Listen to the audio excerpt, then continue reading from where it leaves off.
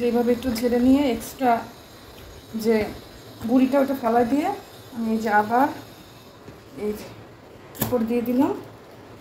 তারপর আমি আর একটা পলিথিন নিয়ে পলিথিনটা একটু মুছে নিলাম,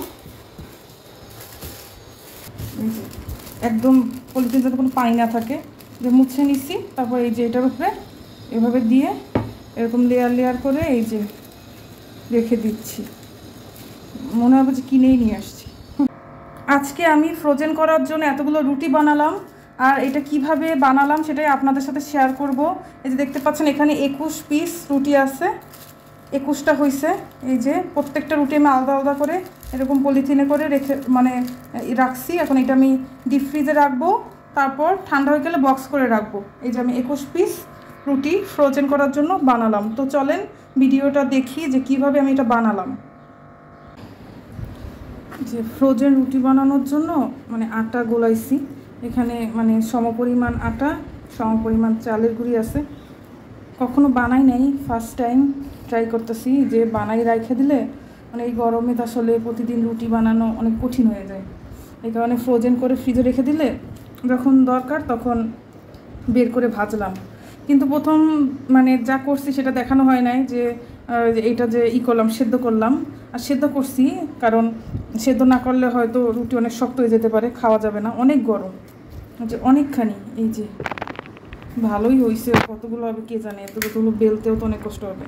প্রথমে কি করছি, ওই বাসায় চালের গুঁড়িও ছিল, চালের গুঁড়িগুলোও খাওয়া দরকার। এই কারণে চিন্তা করছি যে আটার সাথে চালের গুঁড়ি দিয়ে রুটি বানাই, খাওয়া হয়ে যাবে চালের গুঁড়িগুলো। আর আমি আসলে এত পিঠা টিঠা বানাইতে পারি না, এই কারণে আসলে চালের গুঁড়ি ইউজ করা হয় না। তো দেখতেছি, তারপর চিন্তা করলাম যে আপনাদের সাথে শেয়ার করি, এই জন্য ভিডিও করলাম। প্রচুর গরম, হাত দিতে পারতেছি না। আমি ঠান্ডা পানিতে হাত ভিজাইতেছি, বারবার এই যে এখানে ঠান্ডা পানি নিছি, এখানে হাত ভিজাইতেছি, আর এখানে এটাই করতেছি। একটু যদি ঠান্ডা হয়ে যায় তখন আমি ভালোভাবে এটা কি বলে মথে নিতে পারবো, বা যে মিশাই নেব, যাই হোক। হ্যাঁ রে বাবা, এতগুলো বানাইতে আমার অনেক কষ্ট হবে। আর কি করছি, ওই যে পানি গরম করছি, তার মধ্যে একটু তেল দিয়ে দিছি। হ্যাঁ, একটু তেল দিয়ে দিছি, আর পরিমাণ মতো লবণ দিছি। তারপরে এটা কাপ দিয়ে মেপে মেপে 3 কাপের মতো ময়দা আর 3 কাপের মতো চালের গুঁড়ি দিছি, এই 6 কাপ। এটা বানাই দেখি কীরকম ভালো হয় কিনা, আর ফ্রোজেন করার পর কীরকম হয়, ভাজা এটা কাজে দেয় কিনা। তারপর ইনশাল্লাহ পুরো প্রসেসটা শেয়ার করব। অনেক গরম, হাত দিতে পারতেছি না। যে এখন একটু ঠান্ডা হয়েছে, করে নিতে হবে, মথে নিতে হবে। বারবার একটু ঠান্ডা পানিতে হাত ভিজাইয়া তারপর আবার গুঁড়ি নিলে করতে একটু ইজি হয়। একদিনের কষ্ট অনেক দিনের শান্তি। এটা একদিন বানাই রাখলাম, যখন দরকার 2টা 3টা করে ভেজে খাওয়া যাবে। এই যে দেখতে পাইতেছেন যে আমি এটারে এরকম কি করে ফেলছি, আস্ত বানাই ফেলছি।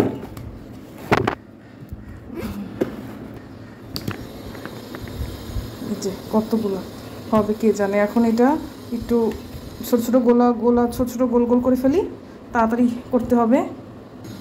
এটা সাইডে রেখে এরকম একটু বড় বড় করে করব, কারণ বেশি ছোট ছোট করে করলে আমার অনেকগুলো হবে, বেলতে অনেক কষ্ট হবে। গোল্লা গোল্লা করি, একটা, এই 2টা, 3, এভাবে করে ফেলি। এই যে দেখতে পাচ্ছেন যে এতগুলো হয়েছে, 21টা হয়েছে। এই যে ফ্রি বেলুন নিয়ে আসছি, এখন এগুলো বেলবো।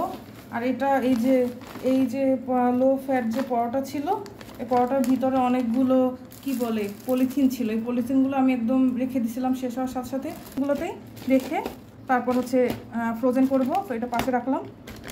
এখন আমি শুরু করি বিসমিল্লাহ বলে। এই যে একটা নিলাম, নিয়ে সুন্দরভাবে একটু নরম করে নেই। এটা না আসলেই খুব সফট হয়েছে। বাহ, আমি এত সুন্দর সেদ্ধ করতে পারছি। পানি আর ময়দার পরিমাণটা যদি বা আটা পরিমাণটা যদি ঠিক হয় না, তাহলে রুটি সফট হয়। কিন্তু আমি এইটাই সবসময় মানে বুঝি না যে কি পরিমাণ পানি দেবো আর কি পরিমাণ ময়দা দেবো।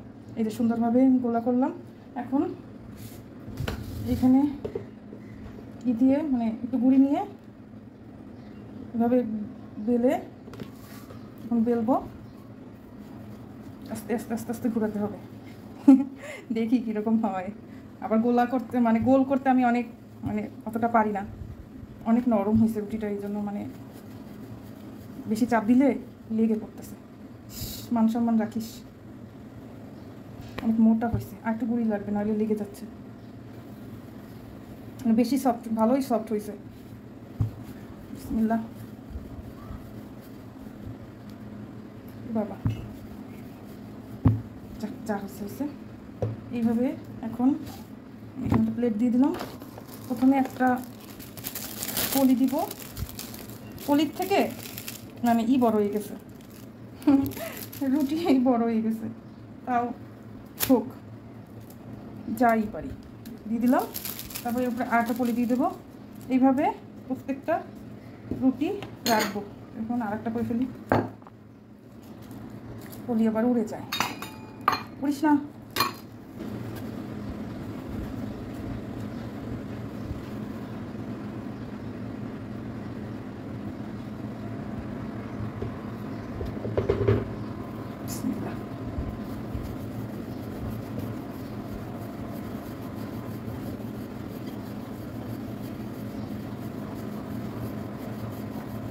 এই রুটিগুলো খেয়ে দেখবো যে কেমন হয়। একটু চালের গুঁড়া আছে আর হচ্ছে আটা, দুইটা মিশিয়ে রুটি বানাচ্ছি।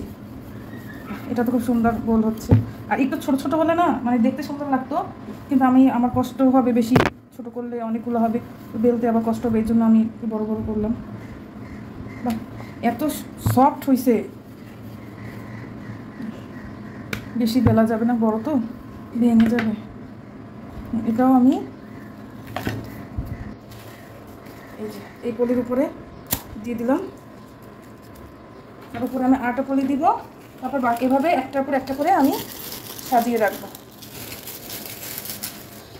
যেভাবে একটু ঝেড়ে নিয়ে এক্সট্রা যে গুঁড়িটা ওটা ফেলা দিয়ে আমি এই যে আবার এই যে উপর দিয়ে দিলাম। তারপর আমি আর একটা পলিথিন নিয়ে পলিথিনটা একটু মুছে নিলাম। একদম পলিথিন যাতে কোনো পানি না থাকে, যে মুছে নিচ্ছি। তারপর এই যে এটার উপরে এভাবে দিয়ে এরকম লেয়ার লেয়ার করে এই যে রেখে দিচ্ছি। মনে হবে যে কিনেই নিয়ে আসছি। একটা করে ফেলি। এই যে দেখতে পাচ্ছেন আমি সব রুটিগুলো বেলে তারপরে এই যে সারি সারি করে সাজাই রাখছি। এখন এটা ডিপ ফ্রিজে রাখবো। আর এই যে উপরে পেপার দিয়ে সুন্দর করে একটা প্রত্যেকটা ডিভাইড করে রাখছি, মানে আলাদা করে রাখছি। এই যে আমার মানে কয়টা হলো, 21টা, মানে 21 পিস হয়েছে আমার। এই যে প্রত্যেকটা আলাদা করে রাখছি। এখন এটা আমি মানে ডিপ ফ্রিজে রাখবো। যখন এটা মানে একদম ফ্রোজেন হয়ে যাবে তারপর আমি বক্সে করব।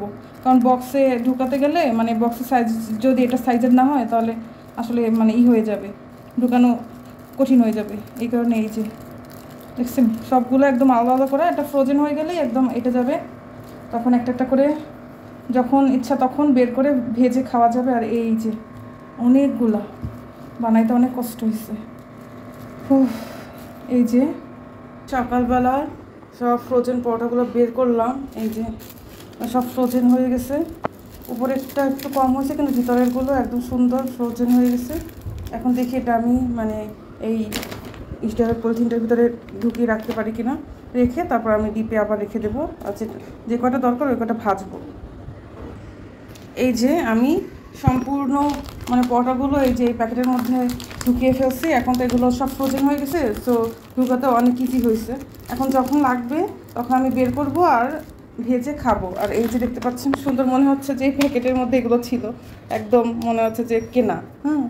মানে 20 পিস আর এখানে আছে হচ্ছে 21 পিস। সো এখন আমি একটা দুইটা ভাজি, ভেজে দেখি যে কীরকম হয়। এই যে এখন ভাজার জন্য চুলোতে দিয়ে দিছি। এই যে কি সুন্দর রুটি হচ্ছে, বাহ একদম সফট, আবার কি সুন্দর ফুলতেছে।